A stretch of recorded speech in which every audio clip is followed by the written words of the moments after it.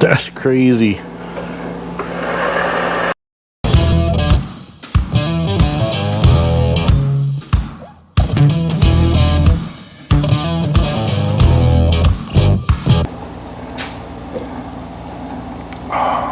Well, welcome back. Continuing on with the powering of the mill here. Got our switch box, everything all built in that first video. This video I'm going to be mounting the VFD to the wall here somewhere. I still haven't picked up wiring going from the box to the VFD. I got to look through, I got wires everywhere. I got to look through. Someone had a great idea about using like Cat 5 wiring for doing the switches between the VFD and the switch box, because I think I need 3, 4, 5, 6, 7 maybe I need 7. So I think I need 3 just for the dash pod or the rheostat dash pod, potentiometer, rheostat, speed adjustment. And then I'm sorry, it's like 109 degrees out here and humid, so I think I need 3 just for that. Like, I think that stands alone on its own, and it needs 3 wires because it has an in and then an out and then something else. I gotta do some reading. If it only needs 2, well then yeah, I could probably get by with Cat 5, but I'm assuming I need 3 for that, at least 2. I'm thinking 3. And then just 1 power wire goes to all 3 of these other switches. That they all get like 5 volts or something.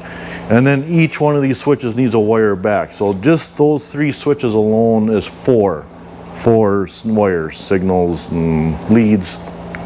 If this takes 5 volts as well, then I'll only need to run 1, 2, 3, 4, 5 wires, and I'll be able to get by with the Cat 5 cable. That would actually be really nice. Either way, I just want 1, hopefully not wrapped, wire from the control box back to the wall for the VFD. From the VFD, that gets input of 220, which I got to run a wire from the box. It's right here literally, so I just got to come up and over and run a wire for that. 220 in. And then from there it goes to the motor, and here's that drum switch I was talking about that was mounted up here before. It's still hooked up and hanging out here. So that has wires just going into the motor, and this is actually like really small from what I'm used to.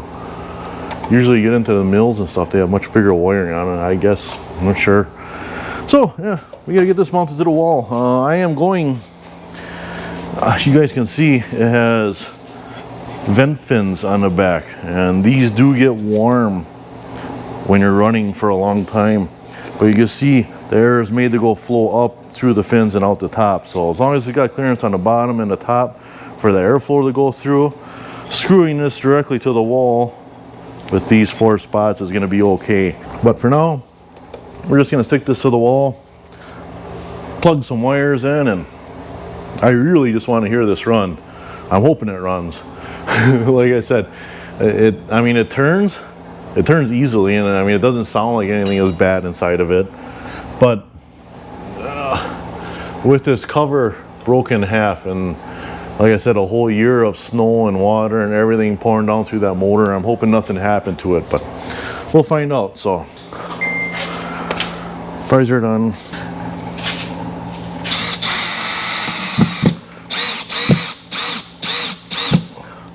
Right now, good enough. Right now, yeah. Oh yeah.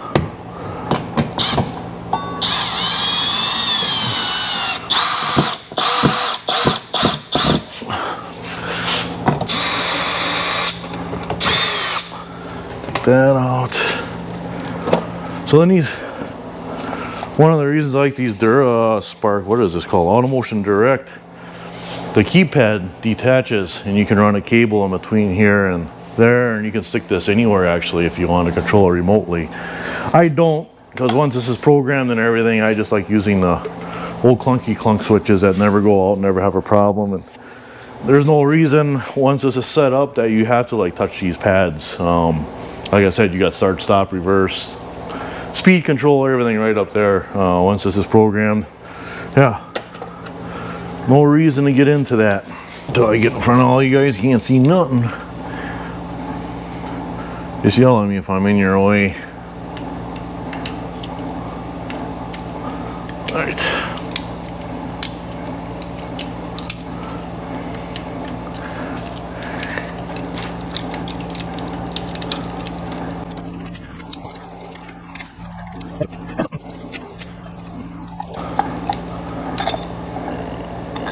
Oh, what?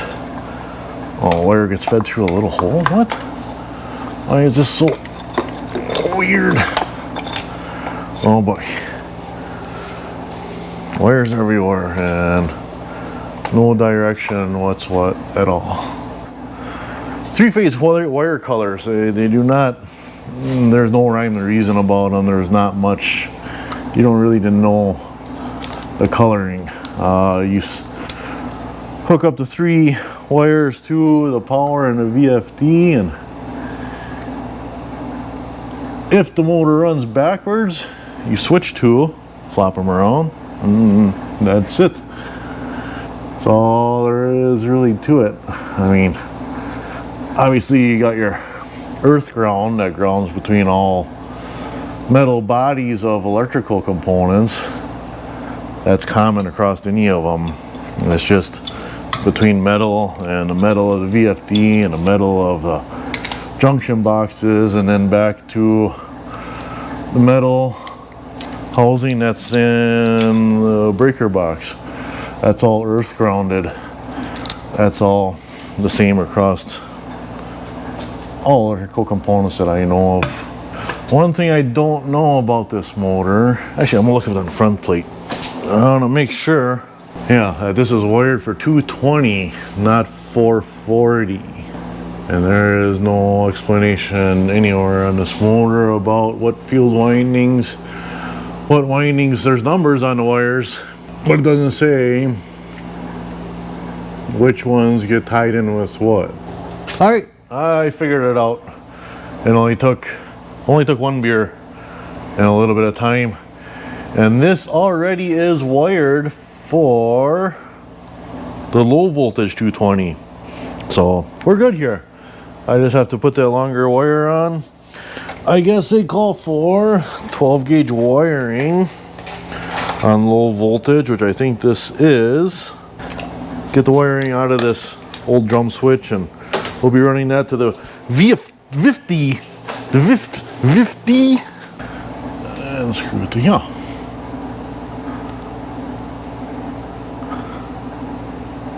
Right side, right. Like that.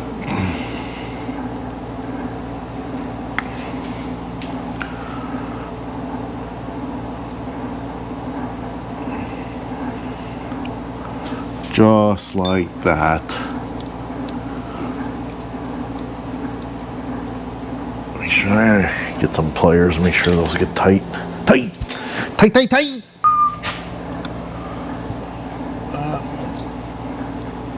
Crank her down good. There's that one. Only wire color that means anything up here is the green. Green, I am almost certain, always means earth ground, because green earth. This is a 9-wire motor, and it seems like the most common thing for high voltage wiring is that the wiring coming in, the leads in, only go to one wire going into the motor for a high voltage. So each wire coming in, the 3 legs of the 3-phase coming in, would go to a single wire going through the motor, and then those poles or those windings in the motor would then jump from one to the next and then come back, whatever. For the low voltage, the 220 volt, the 3 legs coming in go to 2 wires each, and that's how this is wired up. And then 3 of the wires coming from the motor are bound together, so then that all does what it's supposed to do and whatnot.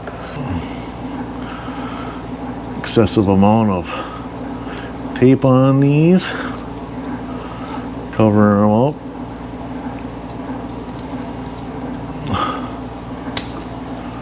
There's one. Wiring is always that's a sore internet subject. There's lots of people that believe any type of wiring, no matter what it is, you need a professional on. And those people that believe that, I agree. If you don't know absolutely anything about wiring, you absolutely should have a professional for anything you're doing.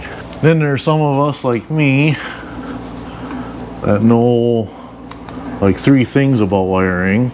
I call in for a professional because there are just certain things that need not to be messing with.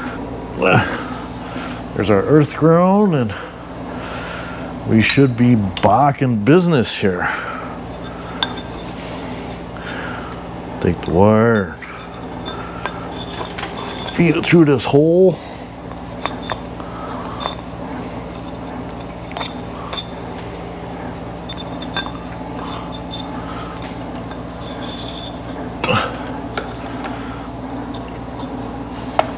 Just like that.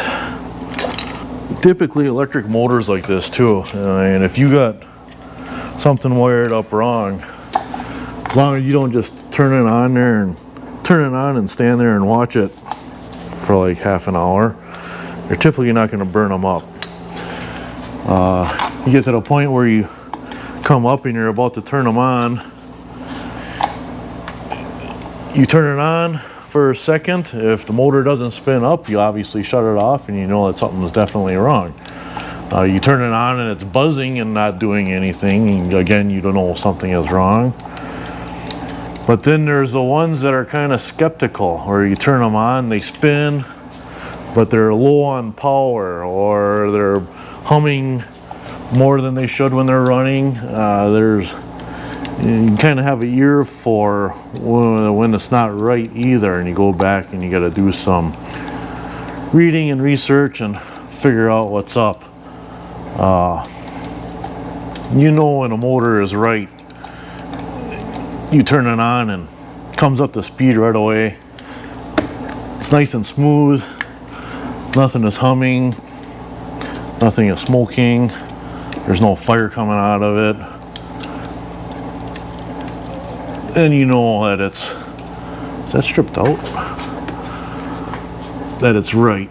Smooth. I mean, when an electric motor is running right, it should be darn near dead smooth.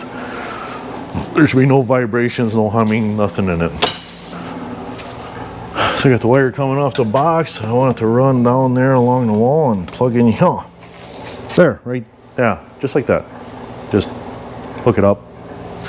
We're good. And za.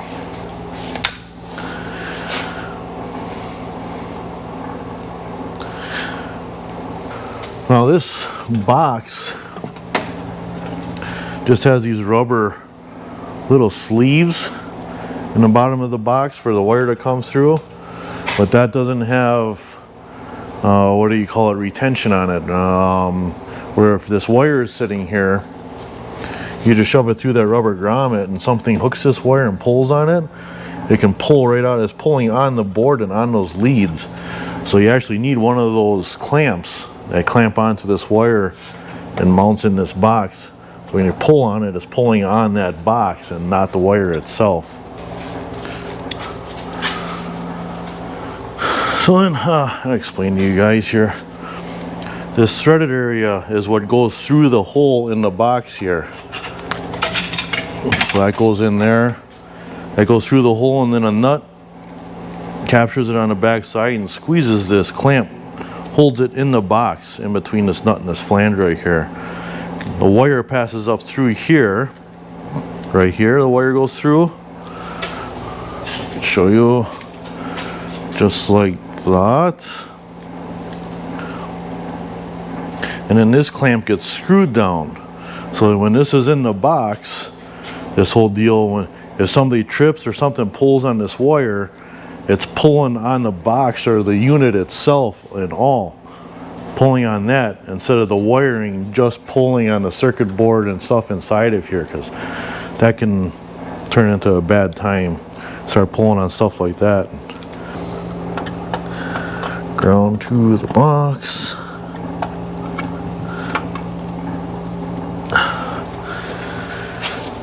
Then wiring just 1, 2, and 3. Again, like I said, it doesn't matter. Pries are done. Alright, push the wire up in there nice. Tighten down the screws that hold the wire. They don't have to be super tight. You don't want to, like, that clamp that goes on the wire, you don't want to crank that down till it squashes that wire and like breaks the wires inside. You just want it snugged up enough where when you pull on this, you can pull on it pretty decent and it's not going to slip out. You got the wiring off the motor. That stayed the same what it was, low voltage 220 3-phase. Wire comes down and comes along. This will be tied up and straight into the box to the the lighting sucks, T1, 2, and 3, and then there's the earth ground right there on that side. This side over here, you can see line 1, 2, and 3 here in the earth ground. This will be coming from the breaker box, which, like I said, is right there. So we got to do something and get wiring over here. That is going to be an earth ground, and then that only gets line 1 and line 2. There is no line 3, so that stays open. That won't have a wire in it. So it's going to be the ground from the box, or the earth, line 1 and line 2. That's all that gets fed in there from the single phase. And then these green bars here, those are for all the switches on the mill, on the box. Alright, I was digging around. I found some of this Cat 6 cable. I think that's what it said. I don't know. I gotta cut it open from the outside. It looks like there's 6 wires. That must be why it says Cat 6. But the actual terminals, there's 1, 2, 3, 4, 5, 6, 7, maybe even 8. Yeah, there's 8 actual like terminal strips in here. So I'm hoping there's maybe 8 wires in here. That'd be perfect to go from this box to our VFD. And yeah, like I said, it's all in one wire. So I'm gonna cut this open. I guess we can do it right here. Oh yeah, there's 2 of each. So there's 1, 2, 3, 4. Yeah, there's 8 wires inside of here. Perfect. Yeah, I gotta go through and read which spots those are supposed to be in, and take this cover off the back of this and see what I have in here. This is going to be a lot of tedious pissing around, so I think I'm either going to put you guys on fast forward or just skip over this whole deal. Here's all my printouts of all my junk for the VFD, so yeah, I got to go through and do a bunch of reading, see what wires I need and where they're going and what they do. So you guys just... Okay, so yes, I was right. I do need 3 separate wires for the potentiometer. That's all on its own. That gets a different voltage in. It gets all of its wires, the 3 wires that go to that are all on its own. It goes on a different voltage. So there's 3 wires for that. And then I need what I figured a single wire to power the stop on and the e-stop. That's all. Actually, what it says in here is 24 volts, but it's a low amp. It's like 20 milliamps, barely anything. Those all get power from 1 wire, so that's another one. That's 4 wires. And then they each have a signal wire going back, so that's 4, 5, 6, 7 wires. And then what I forgot about, and I still got to stick in here, and that's what the 8th wire is going to be in for, is the toggle switch for forward reverse. The forward reverse also gets that 24 volts, that common wire from the other switches, but then one signal wire back for the forward reverse. So yes, we will be using all 8 wires in this Cat 5 or Cat 6. I don't know why they call it a Cat 6 when there's 8 wires. 8 wires. I don't know. So yeah, we'll be using all these. This stringer wire in between all these is 24 volts going in to the start and the stop and the E-stop, and then from here it's going to be the toggle reverse forward. So all these switches are getting 24 volts. I can snip this one off. So we are recording what wires, these colors, we're hooking up to what switches. I'm writing it down.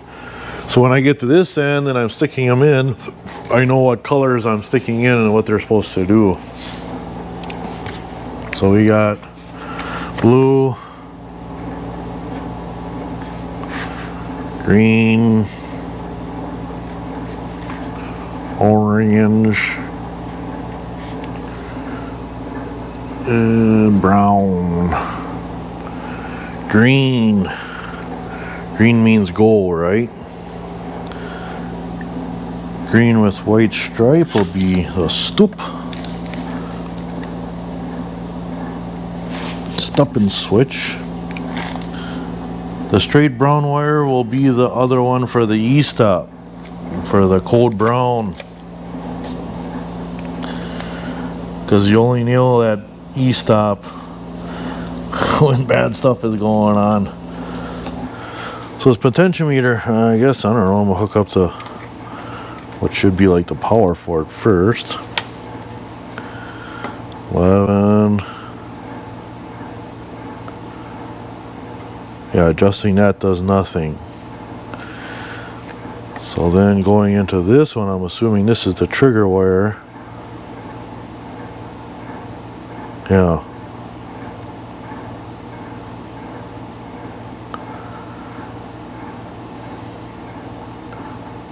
Yep. 1100 ohm. All the way down to 0.3 nothing. So yeah, the white one is a trigger wire. I don't know like what these outside ones. Well, that's like the opposite for that one. So yeah, I don't know why. Why do you need 2 of them? Nothing, and then all the way up to 1100 ohm. Or whatever it is, it's like power in and a ground in. Maybe that's what it is. Then the trigger wire is the center one, the white one out. Or the signal wire, I should say. So, if you guys don't have ratcheting connector crimpers, get some. Super handy. You just you stick that connector in there and flop it around, get it up, push the wire in, and it will not release until you go full crimp. Like if you even go like that much, so just enough to hold the wire on, it's not going to let you release until you go to that last click. Get a perfect crimp every time. Guaranteed. That's it. All the rest of these can be thrown back up in. I don't remember how this went. I think that was there. No. This was in the back here?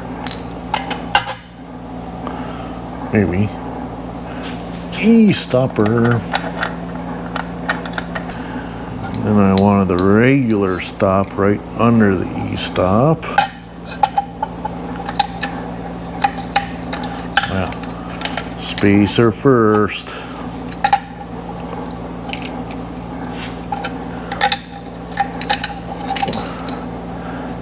That in there.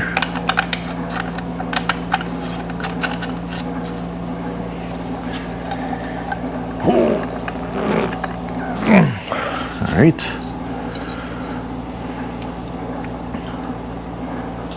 Potentiometer. Add on the top. Like that.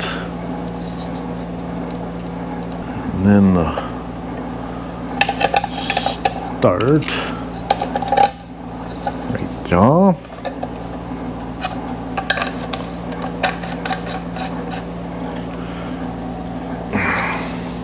That's all wired up. The only thing we don't have wired up here is the toggle switch, which I can kind of like bypass that for now. We'll just wire in the 12 volts for the other wires, and we just need power in over here. But for now, I think I'm just going to use a cord with a plug on it and just plug it in where I plug my welders in here for a second. Just because that'll be enough to get stuff set up and on and programmed, and maybe we can hear this thing run yet. All right, temporary plug, they're just together. That's the one end that's going to go in the wall. And we're going to stick these wires up in here. Okay, we are set to run this on power temporary kind of deal. Don't touch anything. They're liable to get electrocuted. Keypad. Right now. And you guys all ready? All right, I'm gonna plug it in. Nothing should happen yet because I gotta program the box, but you guys watch for fire and sparks and stuff and whatnot. Because yeah, you never know. There's power. It turned on. Let me get my programming papers. Lots of stuff to go through. So every one of these ramps, how many hertz, digital group, that's a digital input, analog input, that's the dash pot, presets, and there's motor group, just tons of things I got to go through. So yeah, first one is motor group. I got to find out what motor it is, horsepower, hertz, the whole spiel. So it is a 2 horsepower, 3-phase, 60 cycles, 60 hertz, continuous, and 5.6 amps. Motor group, enter. Motor voltage, 240 volt. Is that what it is? 220 volt. That's about, we'll go to 220, enter, value accepted. Motor amperage, 7 amp, no, I thought it said it was 5.6 amps.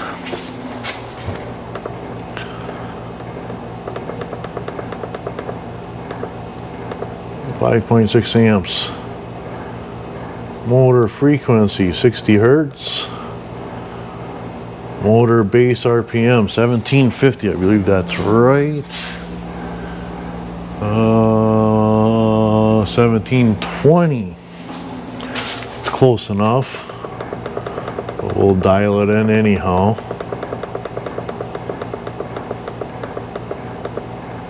Enter. Motor max RPM. Overdrive it a little bit. Yeah. Let's put that at 1750. Motor resistance, I don't know. Load amps, 2.8 max. Motor zero load amps. Zero load amps. I don't know what that should be. I think 2.8 is a pretty good, sure.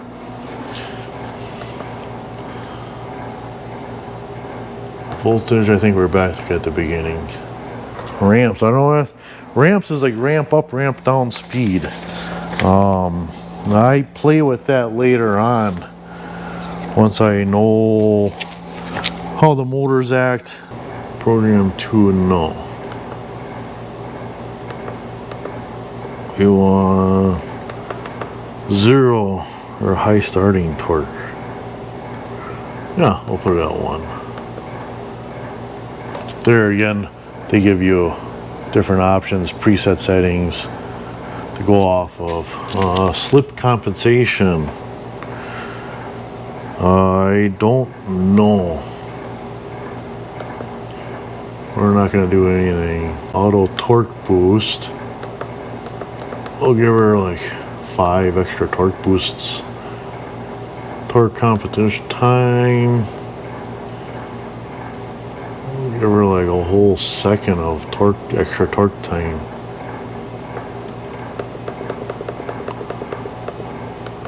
We don't want to burn up the VFD. Midpoint frequency 3. Sure. Alright, let's get back out of that. Digital group. This is a digital command things. These 3. Source of command is here again. You get options to choose from. We want operation determined by external controls. That's those switches on the mill. Keypad stop is enabled, so that means this one still works. That's fine. We want that. So we want number 1, external controls. Input terminal D12. Normally open contact. D1, we want O2. Input terminals D1, 2. So here, input terminals, we're doing the O2, 2. That's D1 is run. That's the momentary normally open contact where you push it and then it starts. And then the D2, no, we want D3 stopped. Using normally, well, hold on here. So that means that D2 and D our forward reverse and stop switch have to be swapped. E-stop is D4.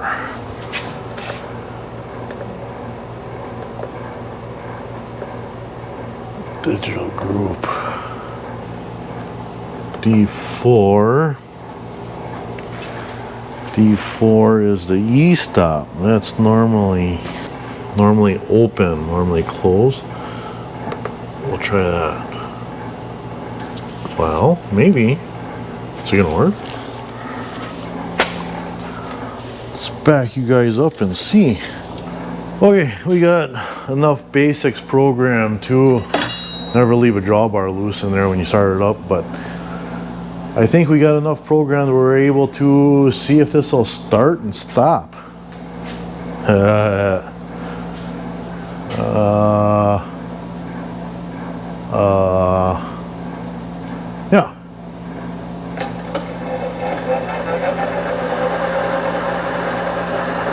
Well, look at that. Ooh. What?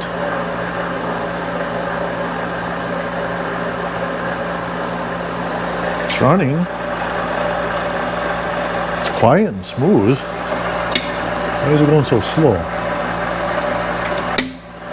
Because of this? No, that's like not programmed yet.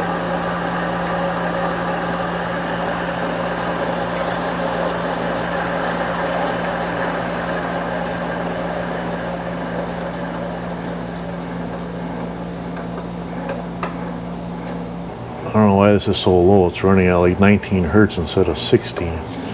We'll turn that up and see what that does.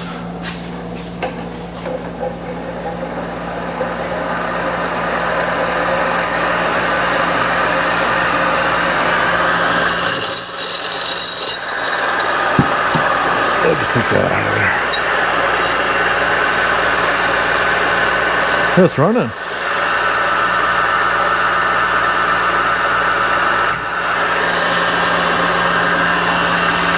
You know, I was worried about these spindle bearings making a lot of noise, but honestly, they're not making much at all.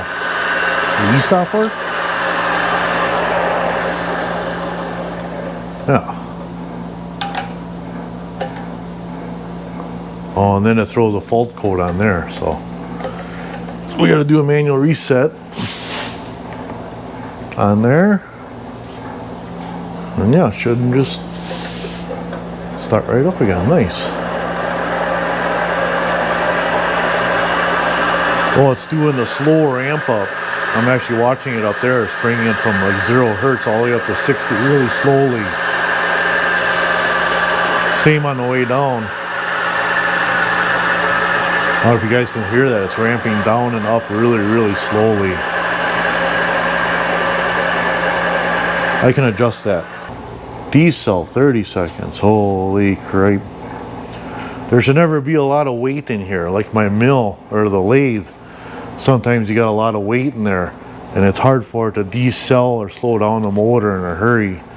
But there should never be a lot of weight in here, even with a big fly cutter. It should be able to slow that down. So we're going to do 2 seconds on decel as well. S-curve. I honestly don't know what the S-curves is, so we'll just leave all that. All right, let's try that and see if the ramp up and ramp down times are faster. Yeah, that's pretty good. And slow down. That's nice.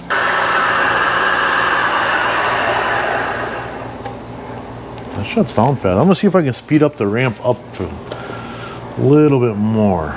Let's try 1 second on Excel. What does that sound like? That's pretty nice. Oh yeah, I can see if my brake works. So start.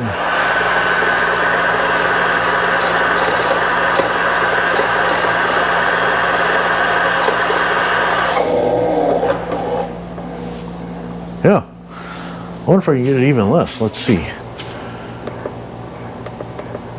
Excel time. Half a second.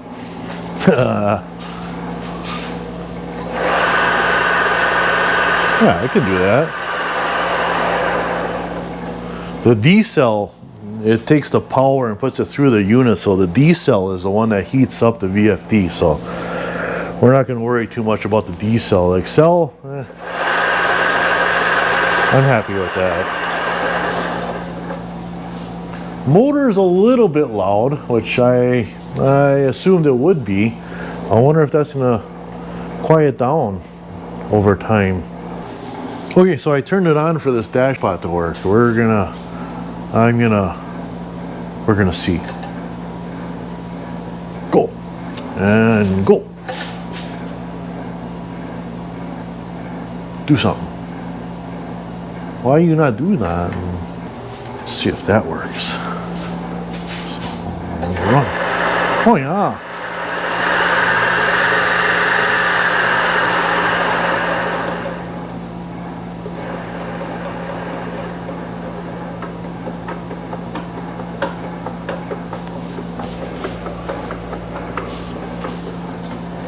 It works, but it's backwards.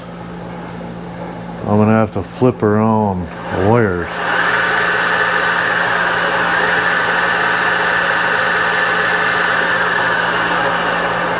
Well, that is slick. Look at that. You can crank it all the way down until it stops. Just bring it up off, where it's like barely turning.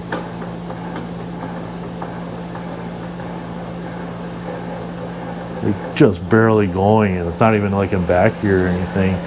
That is hard on the motor because the motor is barely turning, so then the fan up here is not moving any air through the motor, so you do not want to run this at a low speed. I don't know if you guys can hear that noise. That noise is just a bearing or a couple of bearings in the motor. The motor is what makes all the noise up in here. I honestly don't hear like nothing coming out of the head at all. Maybe just barely a little bit of something. Yeah, it's mostly the motor itself that makes any noise, and even that, like, it's hardly anything, considering this sat outside.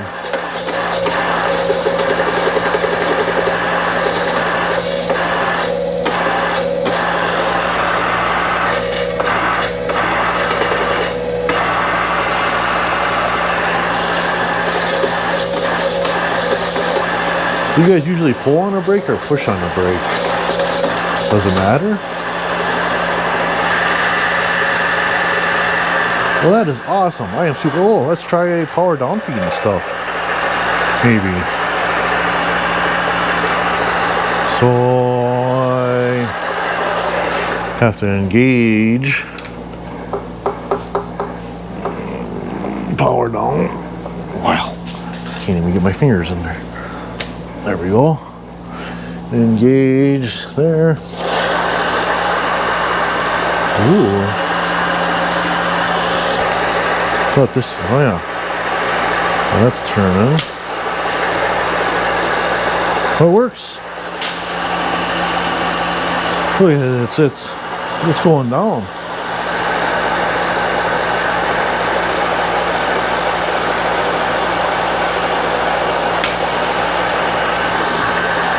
See if the stop works. We'll put that just right there.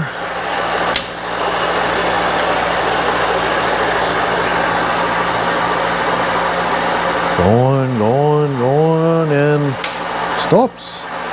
Nice. How about the other direction? Yep, going up. Should hit the stop here. Yeah. Nice.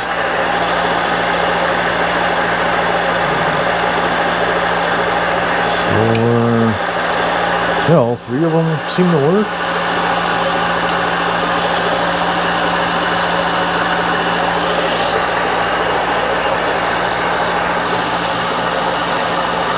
Very nice. Power down feed works.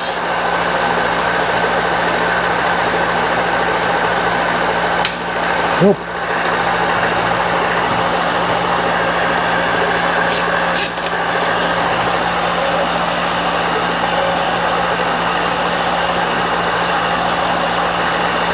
Quill returns nicely.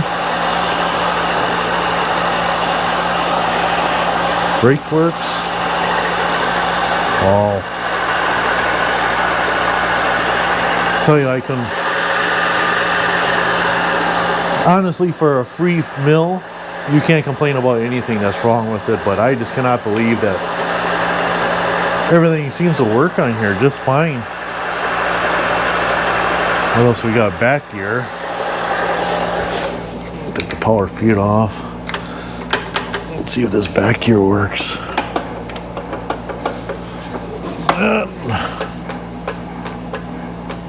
I think that's a release, right? Pretty sure. Does it work?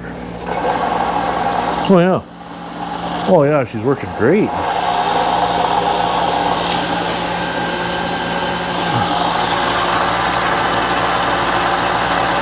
Oh, it's perfect.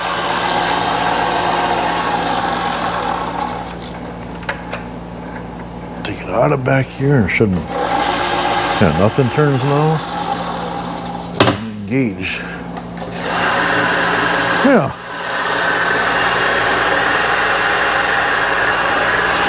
Oh man. I am super happy.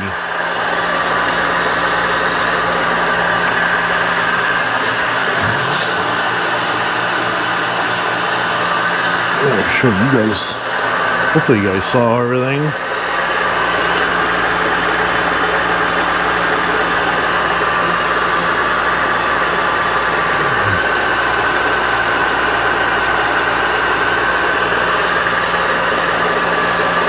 Working. Turn on a potential meter and look, it just stops and you could just barely turn it.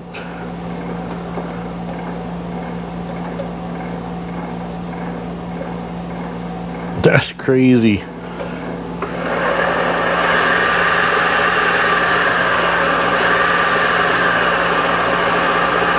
Oh. Stop button. Stop. E-stop works, and then that gets, you can read that eternal fault, so you got to come back here and actually manually reset that when you trip that e-stop, and it works. Otherwise you trip that e-stop, wait for it to stop here, and even though we reset that, nothing will work until you come back over here and you actually do a reset right on the box. So that's pretty nice. There it is. Mill is running under his power. That is awesome. Yeah, I got some. Well, first I gotta get that forward reverse toggle switch in there. Then I got wiring to tidy up. We're gonna get this all zip tied up and fastened to probably the turret here. Get that all the way back and then have a loop so it's got slack, and then go to the wall and then over to the VFD. The main wire, this one you can see I just have plugged in. My breaker box is inside of here, and then this is like what I run my welders off typically. It's just a 220 plug. I just have it plugged in there for temporary. I don't know if I just want to leave a plug on there, so when I use it I just plug it in and just use it and then unplug it so it's not plugged in all the time, or if I want to run a wire up and over and then down, and then have a manual switch on and off, breakout switch before it goes into the VFD. I have to think about that on a while yet. My mill and my lathes back in the other part of the shop, I just have plugs just like that. So when I want to use them, I just plug them in and use them and then unplug it, so the VFD and everything powered off and nothing is hooked up.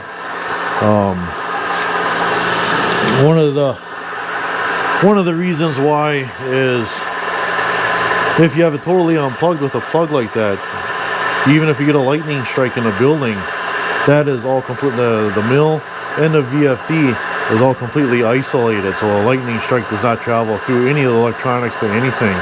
Doesn't cause any issues. If you have a breakout box and on-off, you still have the earth ground and stuff going back to the box. So if you get a lightning strike, you can still get voltages, straight voltages and stuff through your equipment. So I might just do, I don't know, just run that wire up and over and have it done, come down and just dangling there, so when I want to use it I just plug it in and use it. I don't know, I'll think about it and see, but yeah, there it is. Anyhow, yeah, like I said, I still got to do a toggle, but it's, the wiring is all there. This wiring has the extra wires there for the forward reverse toggle that I'm putting in there, so no extra wires need to be running or anything. I just have to clean that all up, set it up, and yeah, there we go. Mill works. I'm excited. Now, finally, I can sell off this drill press. Anybody looking for a drill press? This is actually a super nice unit. It's little Craftsman, 1 horse, 15-inch, 12-speed, and the usual stuff. But this has been a super nice drill press. It's done everything I always wanted to, but like I said, when you get a free mill, well, that that's what you do. One other thing, I guess, too, I want to do like a small tool rack off the side over here.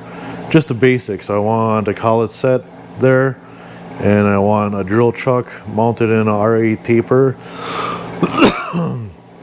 So that's ready to go, and maybe a few other little tools in that. Just quick things. Throw in here and use it when I need it. But I want to thank you all for watching again. This has been super fun. I've been waiting a long time to get this mill fired up.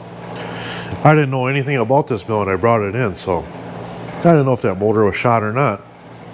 I basically kind of assumed it was sitting out in the weather, but glad to hear it run. Please like and subscribe and see my future videos. I think this will be it for this mill. I guess there's no, maybe some other video when I'm walking by, I'll show you guys what I did for tightening it up and getting those wires tucked up and secured and stuff. But yeah, I think this is it for this mill for now. It runs and does what I want it to. The VFD works, and yeah, I think we're good. So yeah, watch for my next video. You never know what it's gonna be. It's always a surprise around here. So have a great evening, day, night, whatever it is, whenever you're watching.